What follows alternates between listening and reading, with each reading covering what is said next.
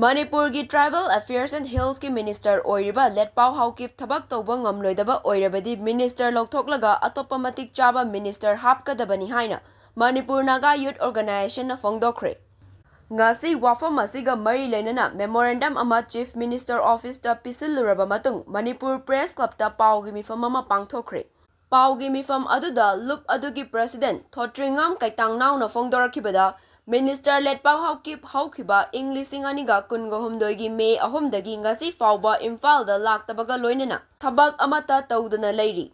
Masina fundsing sizinadre amasung scheme kaya fail oire loinana thabak amata paikhatana leire.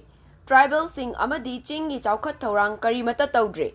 Athubada Imphal-da station tawduna thabak paikhathanbiu. Madu ngamdragadi state amadi center na yenglaga Minister anawba ama hapkadabani haiki. Manipur Tribal Affairs and Hills Department ministers, both the state government and the central government intervene tawraga new appointment tawba haiki number 1 point.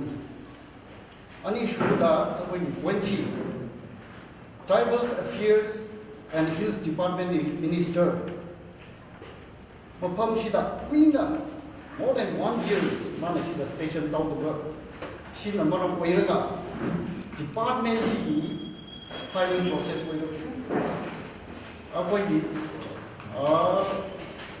any scheme law department Makada, Tabak Shugi the Mamayamshi, President of Full Machine, around Waidana, avoid tribal scheme, department Amawaina, Michael the Tabak Shukuda inconvenience later is number 20.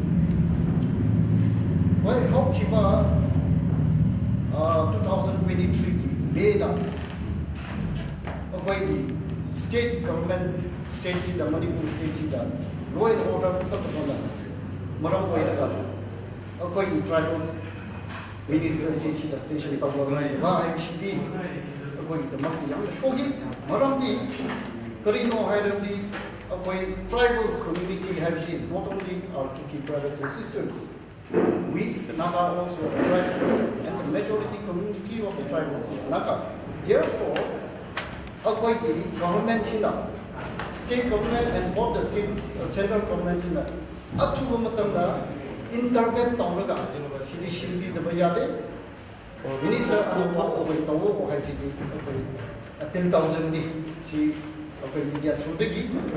Loina, Nichi Manipur Naga Youth Organization China, press conference, Tawe Heraga, any political party that,